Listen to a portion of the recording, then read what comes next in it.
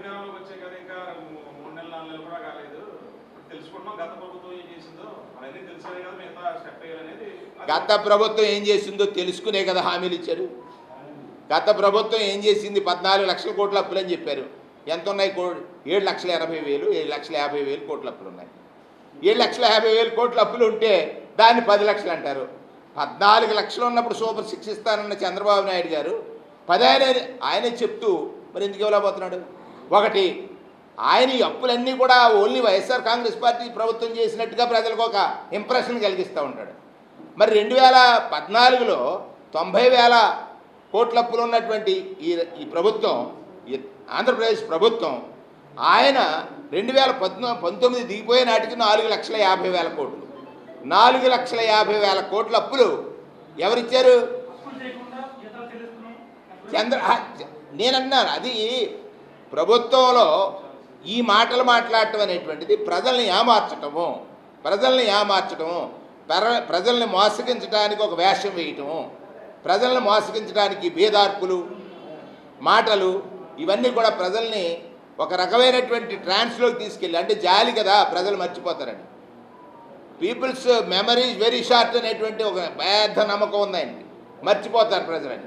కానీ ఇక్కడ ప్రతిపక్షంగా మా బాధ్యత జరిగేటువంటి వాస్తవాల్ని స్పష్టంగా తెలియజేయాల్సినటువంటి అవసరం ఉంది. స్పష్టంగా మీరు ఒకసారి గమనించండి, ప్రభుత్వం వచ్చింది 60 రోజులు అయింది, 70 రోజులు అయింది. ఫ్లేవర్ అనేటువంటిది వచ్చిన రోజు నుంచి కూడా చేయొచ్చు. గడిచినటువంటి ప్రభుత్వం ఈయనకు అనుభవం ఉందని కదా చెప్పారు. అనుభవం లేకపోయినా జగన్మోహన్ రెడ్డి గారు చేసి చూపించారు కదా. నవరత్నాలని క్యాలెండర్ ఇచ్చి క్యాలెండర్ ద్వారా సంక్షేమాన్ని పెంచారు. సరే, మీ ఎజెండా వేరే ఉంది. నేనేమంటానంటే ఇవాళ పోలవరం అనేటువంటి ఒక మహత్తరమైనటువంటి ప్రాజెక్ట్ని దయచేసి మీ రాజకీయ స్వార్థం కోసం ఇప్పుడు తాజాగా జరిగే ఘటనలన్నీ పోలవరం ప్రాజెక్టు ముడిపెట్టుకునే ఉన్నాయి. తాజాగా ఇరిగేషన్ కార్యాలయాల్లో కీలకమైన పత్రాలు దగ్ధం చేయడం, అధికారులను సస్పెండ్ చేయడం. అంటే ఇరిగేషన్ మంత్రి నిమ్మల రామానాయుడు, స్థానిక మంత్రి ఇక్కడ ఉన్నటువంటి గల్లు దుర్గేష్, స్థానిక ఎమ్మెల్యేలందరూ కూడా దీన్ని టాపిక్ గా తీసుకున్నారు. మీరు పోలవరం అంటారు అంటే రాష్ట్ర ప్రజలందరూ అంటే దాన్ని నేనేమంటానంటే అదే కొంచెం నేను ఇబ్బంది పడేది, సిగ్గుపడేది.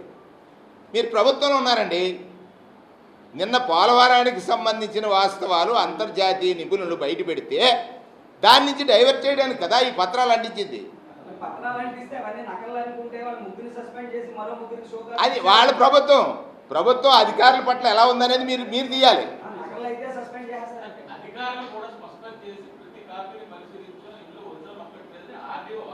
ఆర్టీఓ చెప్పారు కదా. అంటే ఇక్కడ అంటే ప్రజలకి ఇదొక క్లారిటీ ఏముంది? సస్పెండ్ చేసిన దానికి క్లారిటీ మనం అడగాల్సింది. మరి ముందు రోజు ఆర్టీఓ ఏం చెప్పారు?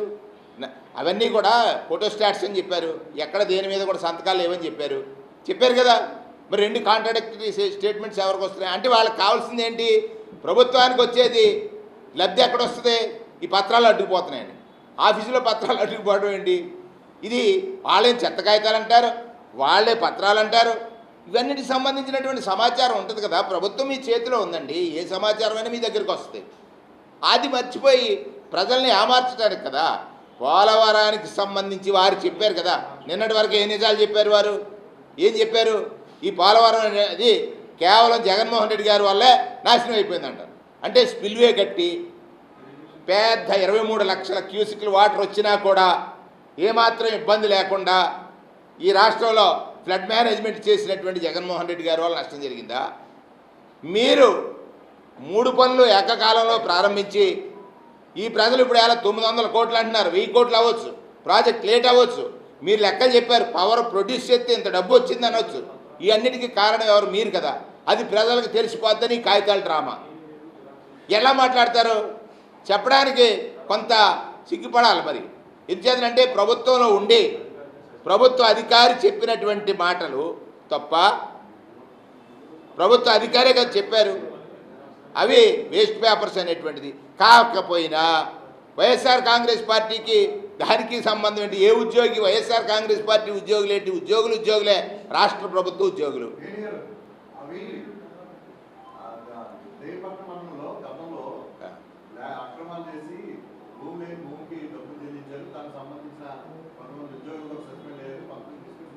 ప్రభుత్వం ఆ సమాచారం సేకరించడం కష్టమా? కాదు శ్రీరామూర్తి గారు, ఇది గతంలో ఈ పోలవరం ఈ చెల్లింపులు మీరు ఒకటి గుర్తుపెట్టుకోండి. పోలవరం రైట్ కెనాల్కి, అదే కదా విజయవాడ రైట్ కెనాల్కి కాంపన్సేషను, పోలవరం రైట్ కెనాల్ ప్రారంభం అదే పనులు జరగకుండా అడ్డుకున్నది ఎవరు? ఎవరు బంధువులు?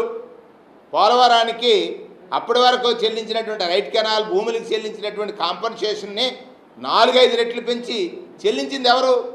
చంద్రబాబు నాయుడు గారు కదా. ఆ రోజు ఆయనకి నచ్చిన వాళ్ళకు కాంపన్సేషన్ ఇవ్వడానికి ఆయనే కోర్టుకు పంపుతారు, ఆయనే అడ్డంకులు సృష్టిస్తారు, ఆయనే మళ్ళీ నేను వచ్చిన తర్వాత చేశానని చెప్పడానికి ఒక కాంపన్సేషన్ ఇచ్చినటువంటి ఉదాంతం కూడా ఉంది.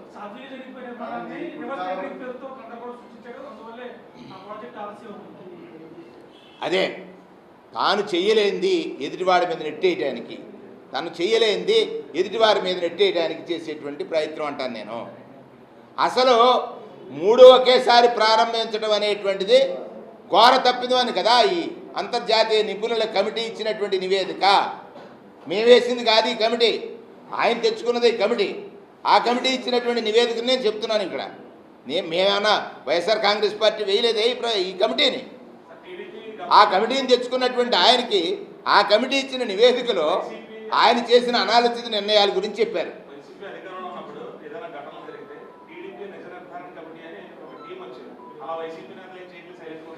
అన్నీ వస్తాయి. నేనేమంటానంటే ఇప్పుడు మీరే కదా విట్నెస్. ఇప్పుడు అక్కడ ప్రభుత్వం చేసింది, ఇప్పుడు ప్రభుత్వం చేస్తుంది, మీరు చూస్తున్నారు. అంటే ప్రజలు తెలుసుకోలేరని ఆడేటువంటి డ్రామాలు ఏవైతే ఉన్నాయో, ప్రజలు గమనించట్లేదని ఆ ప్రజల్ని ఏదైనా మన మాటలతో మాయ చేయొచ్చు అనేటువంటి ప్రయత్నాలు ఏవైతే ఉన్నాయో వాటిని మీ ద్వారా ప్రజలకు తెలియజేయాలనేటువంటిది ప్రధానమైనటువంటి ఉద్దేశం ఈరోజు ప్రెస్ మీట్కి ఉన్నటువంటిది. ఇక్కడ చాలా చేశారు. ఇప్పుడు సత్య ఈరోజు చాలా చేశారు. ఎన్నికల ముందు ఎన్ని రకాలైనటువంటి ప్రచారాలు చేశారు.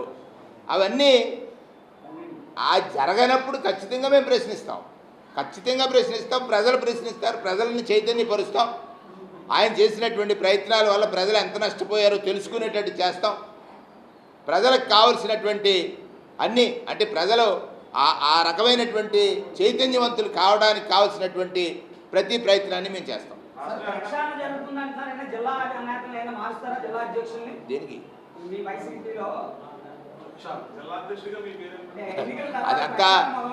అదంతా నాయకత్వం నిర్ణయం తీసుకుని అన్నీ జరుగుతాయి.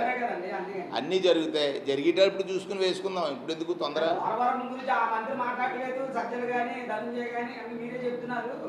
ఎవరు?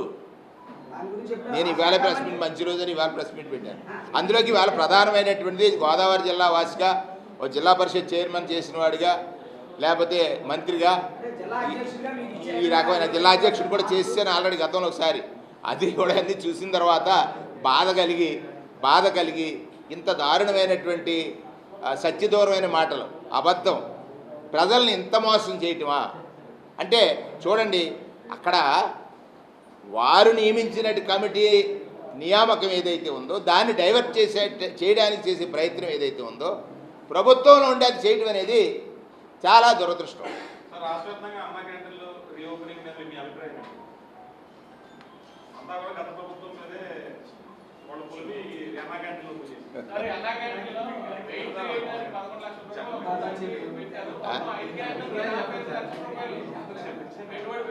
ఎవరెవరు రీఓపెన్ చేయాలి?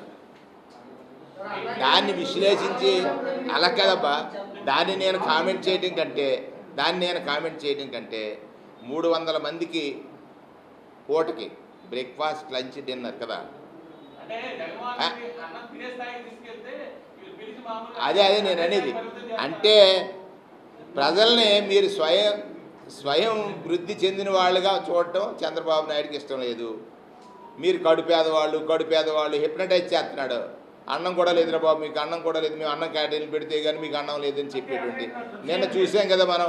కేఎఫ్సీలో తినే ఆయన ఎంత నటించాడో. ఒకటి అన్నా క్యాంటీన్లు పెట్టడం, అన్నా క్యాంటీన్లు చేస్తున్న వ్యయం ఎంత, దానికి జస్టిఫికేషన్ ఎంత అనేది మీ మీడియా మిత్రులే వెలికి తీయాలి. కాదండి, మీరు చెప్పే ప్రజలు విశ్వసిస్తారండి. ఎందుకంటే మొన్నటి పెన్షన్ కూడా ఇవ్వలేదు, వాటర్ లేకపోతే అన్నారు, వాళ్ళు ఏమో పెన్షన్ చక్కగా ఇచ్చేస్తున్నారు, జీతాలు ఇస్తున్నారు. చాలా మంది అడుగుతున్నాం కదా. కాదండి, పెన్షన్ కూడా ఇవ్వలేదని మేము చెప్పలే. ఎవరన్నారు? అట్లా కాదు. నేనేమంటానంటే ఆయన నాకు అనుభవం ఉంది, నేను ఇన్ని కార్యక్రమాలు చేస్తానని చెప్పాడు. అన్ని కార్యక్రమాలు చేయమని అడుగుతున్నాం కొంత టైం ఇచ్చి.